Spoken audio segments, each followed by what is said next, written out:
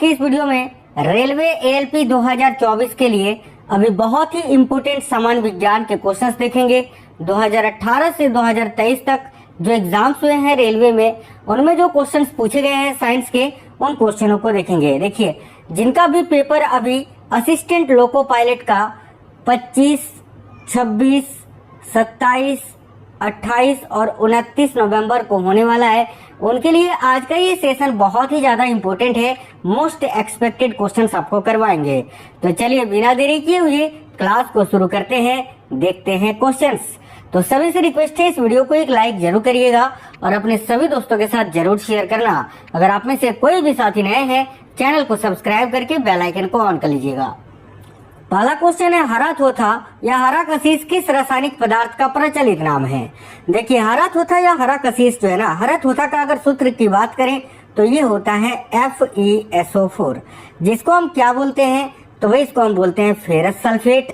तो इस क्वेश्चन के लिए आपका करेक्ट आंसर क्या होगा? Option number D, ferrous sulphate. याद रखना, हरा कसीस को फेरस सल्फेट या हरा थोथा को फेरस सल्फेट के नाम से भी जाना जाता है और इसका जो सूत्र होता है वो होता है FeSO4। बहुत ही इंपोर्टेंट क्वेश्चन है आपके एग्जाम के दृष्टिकोण से, तो आपको याद रखना है। नेक्स्ट क्वेश्चन देखते हैं, डॉल्फिन को किस वर्ग में वर्गीकृत किया जाता है? देखिए, डॉल्फिन जो होते हैं वो किस वर्ग के अंतर्गत आते हैं? तो याद रखना, डॉल्फिन जो होते हैं ये स्तनधारी होते हैं, स्तनी होते हैं। तो भाई इस क्वेश्चन के लिए करेक्ट आंसर होगा ऑप्शन नंबर डी, स्तनी होते हैं यानी स्तनधारी होते हैं। तेल का एक बैरल लगभग कितने लीटर के बराबर होता है? देखिए, तेल का जो एक बैरल होता है वो 159 लीटर के बराबर होता है। याद रखिए ऑप्शन नंबर बी। देखिए, ये क्लास आपको बिल्कुल सुपर फास्ट करवाएंगे क्योंकि अभी आपके पास समय बहुत कम है और आपको ज्यादा से ज्यादा क्वेश्चंस पढ़ने हैं।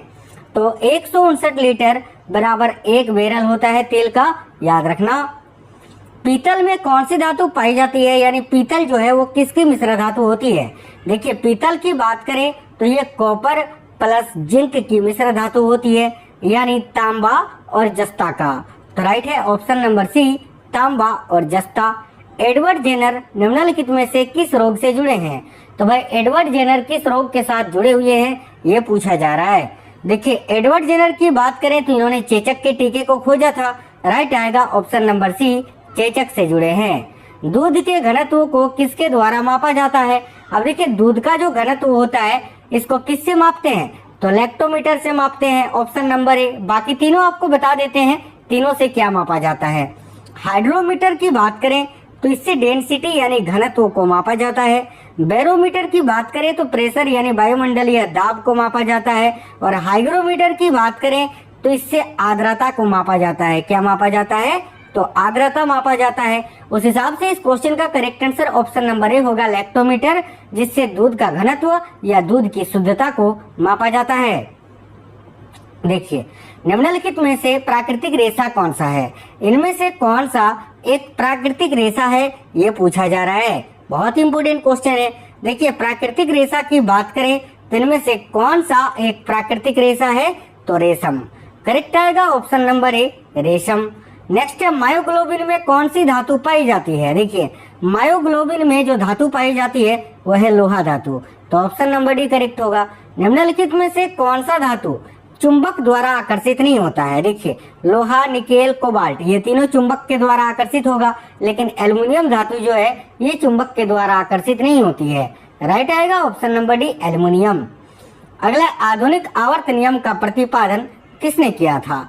यानी जो मॉडर्न पीरियोडिक टेबल है, इस नियम को किसने दिया था? राइट है, मोजले ने। ऑप्शन नंबर डी, मोजले।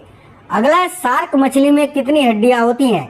देखो, जो शार्क मछली होती है ना साथियों, याद रखना, इसमें बिल्कुल 0 हड्डी होती है, कोई भी हड्डियां नहीं होती है। तो ऑप्शन नंबर डी करेक्ट आएगा, 0। आगे देखिए, महासागर में डूबी गई वस्तुओं की स्थिति जानने के लिए निम्न में से किस यंत्र का प्रयोग किया जाता है? तो याद रखना, महासागर में डूबी हुई वस्तुओं की स्थिति जानने के लिए किस यंत्र का प्रयोग करते हैं भाई? तो देखो, यहाँ आपका करेक्ट आएगा सोनार का। सोनार राइट आंसर है, ऑप्शन नंबर डी। कोयले की विभिन्न किस्मों में से किसमें कार्बन की प्रतिशत मात्रा अधिक होती है? तो ये जो कोयले के विभिन्न प्रकार हैं, देखो 4 प्रकार का कोयला होता है, पीट, लिग्नाइट, बिटुमिनस और एंथ्रेसाइट। क्वेश्चन में बोला ये गया है कि इनमें से वो कौन सा कोयला है जिसमें कार्बन सबसे अधिक मात्रा में होता है, तो राइट आएगा एंथ्रासाइट। एंथ्रासाइट सबसे उच्चतम श्रेणी का कोयला होता है, याद रखना। आगे देखिए अगला क्वेश्चन है, निम्न में से कौन अस्थियों और पेशियों को आपस में जोड़ता है? तो देखिए अस्थियों और पेशियों को आपस में जोड़ता है टेंडन, एक होता है लिगामेंट, स्नायु बंधन। लिगामेंट क्या करता है, तो ये हड्डी को हड्डी से जोड़ता है। तो अस्थियों और पेशियों का पूछा था तो टेंडन करेक्ट होगा। मानव की सामान्य स्वस्थ आंख के लिए स्पष्ट दृष्टि की न्यूनतम दूरी कितनी होती है? देखिए मानव की सामान्य स्वस्थ आंख के लिए स्पष्ट दूरी की जो न्यूनतम दूरी होती है वो कितनी होती है भाई? तो याद रखिएगा इस क्वेश्चन का करेक्ट आंसर हो जाएगा आपका यहाँ बिल्कुल 25 सेंटीमीटर यानी 25 सेंटीमीटर। आगे देखिए किसी परमाणु के बाह्यतम कक्षा में कितने इलेक्ट्रॉन रह सकते हैं?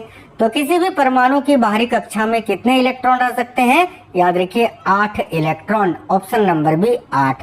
ब्लड कैंसर को आमतौर पर किस नाम से जाना जाता है? तो ध्यान से देखिए ब्लड कैंसर को आमतौर पर किस नाम से जाना जाता है?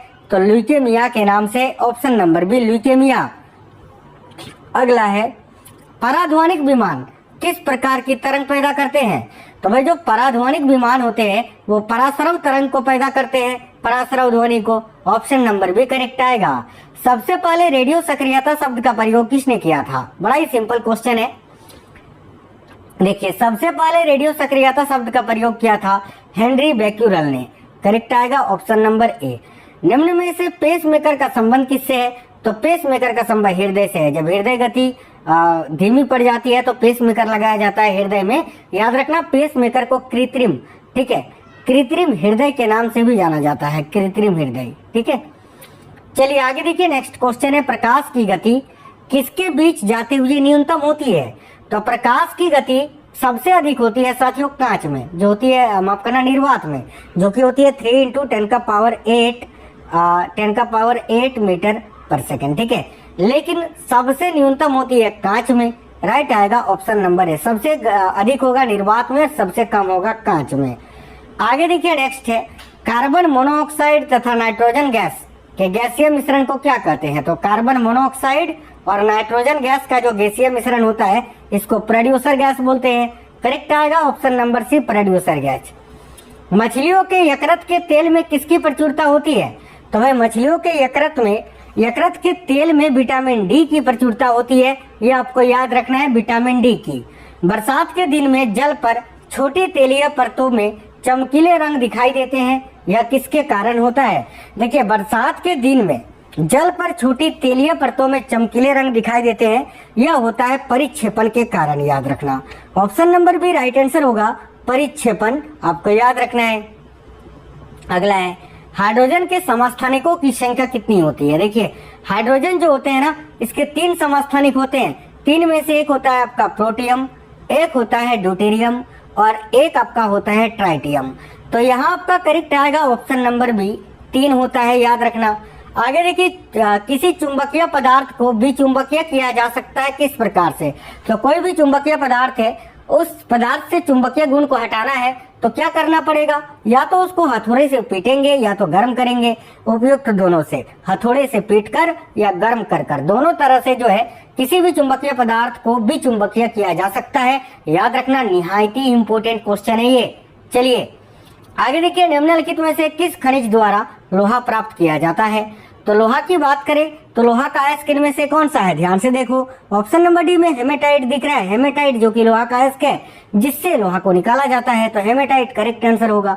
मस्तिष्क निम्नलिखित में से किसके लिए जिम्मेदार होती है? ह्यूमन ब्रेन की बात करें मस्तिष्क की तो देखिए सोचने के लिए, हृदय गति के नियंत्रण के लिए और शरीर के संतुलन के लिए, यानी उपयुक्त तीनों के लिए जिम्मेदार होता है। रेडियो सक्रिय पदार्थ कौन सी किरणें उत्सर्जित करता है? अब भाई रेडियो सक्रिय पदार्थ जो होती है वो देखिए अल्फा किरणें, बीटा किरणें और गामा किरणें, ये सभी किरणें जो है उत्सर्जित करती हैं, तो ऑप्शन नंबर डी करेक्ट आएगा। सागरीय खरपतराव किसका महत्वपूर्ण स्रोत होता है? तो सागरीय खरपतराव जो है ये आयोडीन का, साथियों बहुत ही इंपोर्टेंट क्वेश्चन है, याद रखना, आयोडीन का महत्वपूर्ण स्रोत होता है। देखिए इलेक्ट्रिक बल्ब में फिलामेंट किसका बना होता है? ये बड़ा ही सिंपल क्वेश्चन है और बहुत ज्यादा पूछा जाता है। तो इलेक्ट्रिक बल्ब में जो फिलामेंट होता है ना साथियों, वो बना होता है टंगस्टन का। टंगस्टन जिसको हम W से सूचित करते हैं। Option number A. भारत में टंगस्टन का उत्पादन राजस्थान के डेगाना नामक खान से किया जाता है, ये भी याद रखना है। चलिए आगे देखिए, नेक्स्ट क्वेश्चन है विद्युत धारा का चुंबकीय प्रभाव सर्वप्रथम किसके द्वारा अवलोकित किया गया था? देखिए विद्युत धारा का जो चुंबकीय प्रभाव है ये सर्वप्रथम ऑरस्टेड के द्वारा अवलोकित किया गया था। विद्युत धारा का चुंबकीय प्रभाव किसके द्वारा? तो ऑरस्टेड के द्वारा। अगला क्वेश्चन है मानव शरीर में वसा कहाँ जमा होता है? तो देखिए वसा कहाँ जमा होता है ये पूछा जा रहा है, तो वसामय उत्तक में। ऑप्शन नंबर बी करेक्ट आएगा। नेक्स्ट है रोल्ड गोल्ड निम्न में से किसका मिश्र धातु होता है? तो रोल गोल्ड की बात करें ना, तो रोल गोल्ड जो होता है ना साथियों, देखो ये तांबा और एल्युमिनियम का मिश्र धातु होता है। ऑप्शन नंबर बी तांबा व एल्युमिनियम का। भूकंप की तीव्रता किससे मापी जाती है? सिंपल क्वेश्चन है। भूकंप की तीव्रता को हम किससे मापते हैं? तो सिस्मोग्राफ में मापते हैं। Option number D. निम्न में से कौन आयोडीन का सर्वोत्तम स्रोत है? देखिए इनमें से कौन सा आयोडीन का सर्वोत्तम स्रोत होता है? तो करेक्ट आएगा सेवाल। Option number A. निम्न में से कौन सी धातु उभयधर्मी ऑक्साइड बना सकते हैं? तो भाई उभयधर्मी ऑक्साइड की बात करें ना, तो साथियों ये एल्युमिनियम बना सकता है, जिंक बना सकता है। तो यहाँ देखो एल्युमिनियम आपको दिख रहा है, तो ऑप्शन नंबर बी करेक्ट आएगा। याद रखना एल्युमिनियम के अलावा जिंक जो है, जिंक भी उभयधर्मी ऑक्साइड बना सकता है। आगे देखिए डायनेमो में ऊर्जा परिवर्तन होता है किसमें? तो भाई डायनेमो जो होता है ना, डायनेमो में ऊर्जा परिवर्तन जो होता है वो किस प्रकार से होता है? तो वो यांत्रिक ऊर्जा को विद्युत ऊर्जा में बदलता है। राइट आएगा ऑप्शन नंबर ए। पालक के पत्तों में किसकी मात्रा सबसे अधिक होती है? तो पालक की बात करें तो इसमें लौह तत्व की प्रचुरता होती है। लौह तत्व की प्रचुरता होती है पालक के पत्तों में। तो भाई यहाँ आयरन आपको दिख रहा है, ऑप्शन नंबर बी करेक्ट होगा। आगे देखिए हाइड्रोजन की खोज किसके द्वारा की गई थी? देखिए हाइड्रोजन जो कि आवर्त सारणी का पहला तत्व होता है। हाइड्रोजन का परमाणु संख्या 1 होता है क्योंकि इसमें प्रोटॉन की संख्या भी 1 होता है। हाइड्रोजन का द्रव्यमान भार भी जो है, द्रव्यमान की बात करें तो ये भी आपका 1 ही होता है। और इसमें जो है ना देखिए न्यूट्रॉन की संख्या की बात करें तो वो भी आपका 1 ही होता है। तो हाइड्रोजन की खोज किसके द्वारा की गई थी? तो ये हेनरी कैवेंडिश ने की थी। करेक्ट आएगा ऑप्शन नंबर बी कैवेंडिश। परमाणु बम का सिद्धांत किस पर आधारित है? परमाणु बम का जो सिद्धांत होता है वो नाभिकीय विखंडन के सिद्धांत पर कार्य करता है। तो नाभिकीय विखंडन करेक्ट होगा। निम्नलिखित में से कौन सा खाद्य पदार्थ लोहे का सर्वोत्तम स्रोत है? तो इनमें से वो कौन सा खाद्य पदार्थ है जो लोहे का सर्वोत्तम स्रोत है? तो देखो सेब। सेब में लोहा जो है पाया जाता है। इसके अलावा सेब में कौन सा अम्ल पाया जाता है? तो याद रखना मैलिक एसिड। मैलिक एसिड जो होता है ना, मैलिक अम्ल, ये आपका किस में पाया जाता है? तो एप्पल में ही पाया जाता है, सेब में। चलिए नेक्स्ट क्वेश्चन देखते हैं। तो आपका अगला क्वेश्चन है कि प्रदूषण युक्त वायुमंडल को निम्नलिखित में से किसके द्वारा स्वच्छ किया जाता है? देखिए प्रदूषण युक्त वायुमंडल जो होता है उसको ऑक्सीजन के द्वारा स्वच्छ किया जाता है। याद रखना ऑप्शन नंबर ए ऑक्सीजन के द्वारा। एक कृत्रिम उपग्रह में विद्युत ऊर्जा का स्रोत क्या होता है? तो एक कृत्रिम उपग्रह में विद्युत ऊर्जा का स्रोत होता है सौर cell. Option number B correct है, सौर सेल। शरीर के किस अंग की खराबी से मधुमेह रोग का प्रकोप होता है? देखिए शरीर का इनमें से वो कौन सा अंग है जिसकी खराबी से मधुमेह रोग का प्रकोप होता है? करेक्ट आएगा पेंक्रियाज की खराबी से, यानी अग्नाशय की खराबी से। अगला पीने के पानी को शुद्ध करने के लिए निम्न गैसों में से किसे प्रयोग में लाया जाता है? याद रखना क्लोरीन। क्लोरीन का प्रयोग पीने के पानी को शुद्ध करने के लिए किया जाता है। मृग मरीचिका बनाने वाली घटना को क्या कहते हैं? बहुत इंपोर्टेंट क्वेश्चन है। मृग मरीचिका बनाने वाली घटना को हम क्या कहते हैं? तो भाई टोटल इंटरनल रिफ्लेक्शन यानी पूर्ण आंतरिक परावर्तन कहते हैं। ऑप्शन नंबर डी करेक्ट आएगा। केंद्रीय खाद्य प्रौद्योगिकी अनुसंधान संस्थान कहाँ स्थित है? देखिए केंद्रीय खाद्य प्रौद्योगिकी अनुसंधान संस्थान जो है ये आपका कहाँ पर स्थित है? तो भाई याद रखना केंद्रीय खाद्य प्रौद्योगिकी अनुसंधान संस्थान ये कहाँ स्थित है? तो याद रखना मैसूर में। Mysore option number D correct होगा। नाभिकीय रिएक्टरों में ग्रेफाइट का प्रयोग किया जाता है किस रूप में? तो करेक्ट आएगा विमंदक के रूप में। Option number C. किसी संगीत यंत्र की ध्वनि तीव्रता किसमें मापी जाती है? देखिए, किसी संगीत यंत्र की ध्वनि की जो तीव्रता है उसको डेसिबल में मापा जाता है। Option number D. अगला है 14 वर्ष तक की आयु के बच्चों के विकास के लिए निम्नलिखित में से कौन सा सबसे अधिक महत्वपूर्ण है? तो करेक्ट आएगा protein. Option number A protein correct है।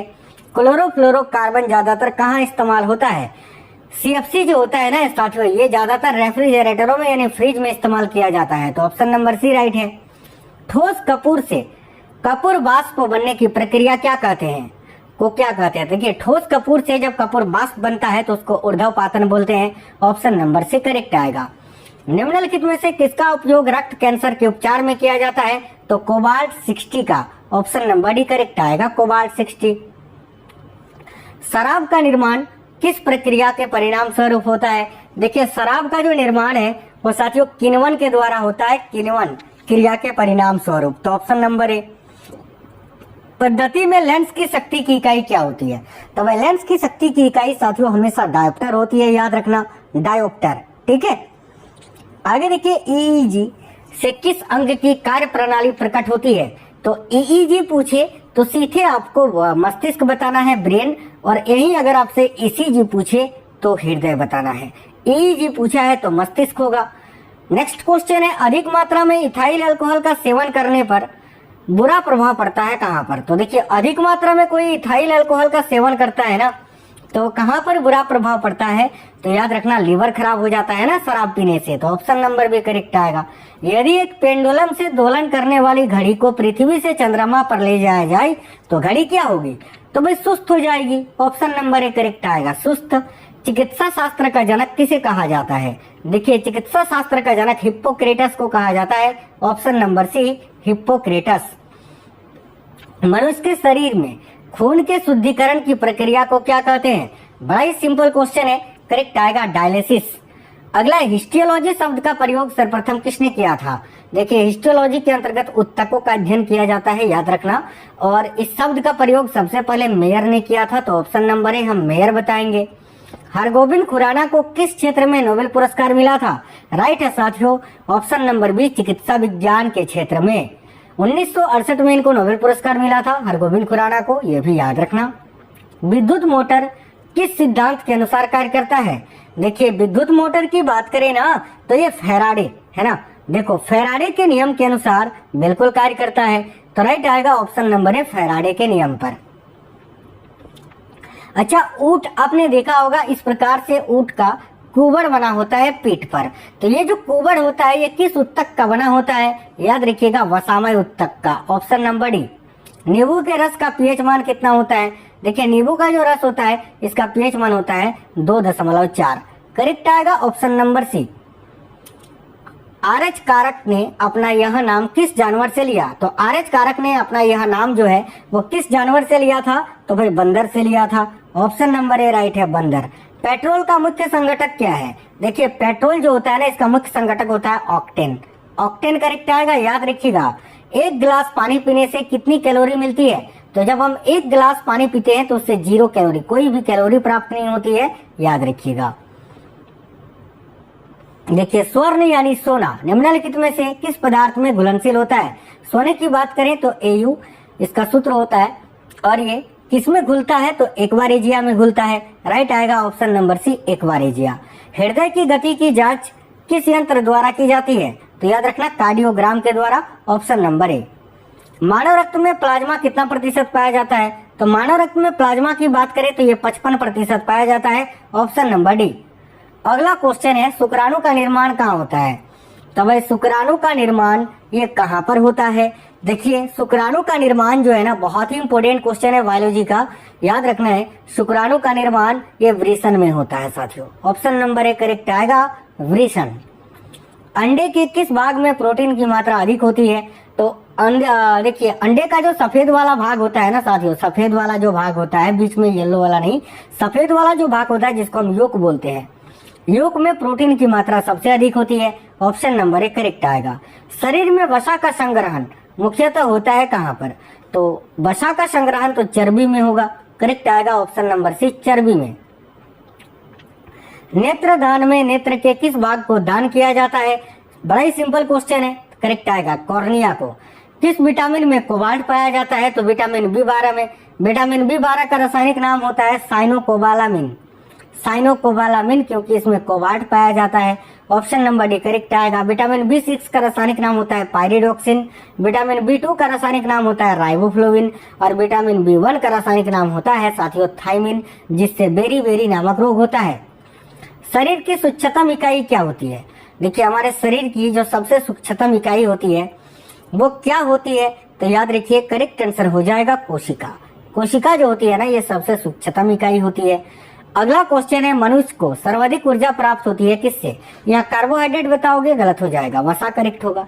मनुष्य को सर्वाधिक ऊर्जा वसा से प्राप्त होती है। त्वरित ऊर्जा अगर पूछे, एथलीट को त्वरित ऊर्जा किससे प्राप्त होती है? तो कार्बोहाइड्रेट से। और मनुष्य को सर्वाधिक ऊर्जा ये वसा से प्राप्त होती है। निम्न में से किसको सबसे कम जल की आवश्यकता होती है? इनमें से कौन सा पौधा है जिसको सबसे कम जल की आवश्यकता होती है? देखिए, करेक्ट आंसर क्या होगा? तो वह सबसे कम जल की आवश्यकता खजूर को होती है। ऑप्शन नंबर सी खजूर। सरीसृप वर्ग का अध्ययन क्या कहलाता है? याद रखना, सरीसृप वर्ग का जो अध्ययन है वो हर्पेटोलॉजी के अंतर्गत किया जाता है साथियों। तो ऑप्शन नंबर बी करेक्ट होगा, हर्पेटोलॉजी। अगला, लीवर में भविष्य के लिए कौन सा विटामिन भंडारित होता है? तो देखिए, लीवर में भविष्य के लिए कौन सा विटामिन है जो कि भंडारित रहता है? याद रखना, विटामिन ए भंडारित रहता है यकृत में। आगे देखिए, भोजपत्र किस पेड़ की छाल से प्राप्त होता है? तो भोजपत्र की बात करें तो ये बेटियोला नामक पौधे की छाल से प्राप्त होता है। तो बेटियोला करेक्ट आएगा, ऑप्शन नंबर ए। अस्थि में कौन सा प्रोटीन पाया जाता है? तो हड्डी में कौन सा प्रोटीन पाया जाता है? तो ओसिन नामक प्रोटीन पाया जाता है। ऑप्शन नंबर सी करेक्ट आएगा, ओसिन। कवक विज्ञान के जनक कौन है? देखिए, कवक विज्ञान के जनक कौन है साथियों? तो माइकेली। याद रखना, ऑप्शन नंबर ए। अधिक विकिरण के संपर्क में आने से कौन सा रोग होता है? याद रखना, अधिक विकिरण के संपर्क में आने से कैंसर होता है। ऑप्शन नंबर ए करेक्ट आएगा, कैंसर। विश्व मलेरिया दिवस कब मनाया जाता है? याद रखना, विश्व मलेरिया दिवस 25 अप्रैल को मनाया जाता है। Option number D. Dialysis machine का आविष्कार किसने किया था? देखिए, डायलिसिस मशीन जो है ना साथियों, इसका आविष्कार पूछा है तो कोल्फ ने किया था। देखो, डायलिसिस मशीन जो है ना, इसका आविष्कार किसने किया था? तो कोल्फ ने किया था। बड़ा ही इंपॉर्टेंट क्वेश्चन है, वेरी इंपॉर्टेंट क्वेश्चन है। याद रखना, डायलिसिस मशीन का आविष्कार किसने किया था? तो भाई कोल्फ ने किया था डायलिसिस मशीन का आविष्कार। ठीक है, क्लास में ही क्वेश्चन आपको याद करवा देंगे। मानव त्वचा में पाए जाने वाला वर्णक कौन सा होता है? तो मानव त्वचा में पाया जाने वाला वर्णक होता है melanin. Option number B correct आएगा, मेलानिन। कौन सा तत्व है जो सूर्य में सर्वाधिक मात्रा में पाया जाता है? देखिए, इनमें से कौन सा तत्व है जो सूर्य में सर्वाधिक मात्रा में पाया जाता है? याद रखना, हाइड्रोजन। विषाणु क्या है? देखिए, विषाणु की बात करें तो इसमें कोई कोशिका नहीं होता है, तो इसको हम बोल सकते हैं कि अकोशिकीय। अकोशिकीय इसको हम बोल सकते हैं क्योंकि इसमें कोशिका नहीं होता है। तो अकोशिकीय ही विषाणु, इस हिसाब से इस क्वेश्चन का आंसर होगा अकोशिकीय। Option number B. बैरोमीटर का आविष्कार किसने किया था? देखिए, बैरोमीटर से हम वायुमंडलीय दाब को मापते हैं और इसका आविष्कार किया था एवा गैलिस्ता टोरिसेली ने। ऑप्शन नंबर ए करेक्ट आएगा, टोरिसेली आपको याद रखना है। मनुष्य के लाल रक्त कोशिकाओं का जीवन काल कितना होता है? तो भाई, मनुष्य के लाल रक्त कोशिकाओं का जो जीवन काल होता है वो 120 दिन का होता है। आगे देखिए, न्यूटन के पहले नियम को और किस नाम से जानते हैं? तो न्यूटन का जो पहला नियम है इसको जड़त्व का नियम के नाम से जानते हैं। अगला, लाल सागर का लाल रंग किसकी उपस्थिति के कारण होता है? तो लाल सागर का जो लाल रंग है ये शैवालों की उपस्थिति के कारण होता है। ऑप्शन नंबर बी, शैवाल। निम्न में से किसे भविष्य का ईंधन कहा जाता है? देखिए, भविष्य का ईंधन इनमें से किसे कहा जाता है? तो भविष्य का ईंधन हाइड्रोजन को कहा जाता है। Option number A. निम्न में से किस जंतु में आंसू ग्रंथि नहीं होती है? तो इनमें से वो कौन सा, देखिए, कौन सा जंतु है जिसमें आंसू ग्रंथि यानी टीयर ग्लैंड नहीं होता है? तो घड़ियाल में। घड़ियाल करेक्ट आंसर हो जाएगा। बादल किस कारण से वायुमंडल में तैरते हैं? देखते हो ना, बादल वायुमंडल में तैरते रहते हैं, किसके कारण? तो भाई याद रखना, निम्न घनत्व, कम घनत्व के कारण। तो करेक्ट आएगा निम्न घनत्व, ऑप्शन नंबर बी। किसकी उपस्थिति के कारण किसी पादप कोशिका और पशु कोशिका में अंतर पाया जाता है? तो किसकी उपस्थिति के कारण पादप कोशिका और पशु कोशिका में अंतर पाया जाता है? याद रखिए, कोशिका भित्ति के कारण। अगला क्वेश्चन है, मनुष्य 1 मिनट में कितनी बार सांस लेता है? तो देखिए करेक्ट आएगा 16 से 18 बार। मनुष्य का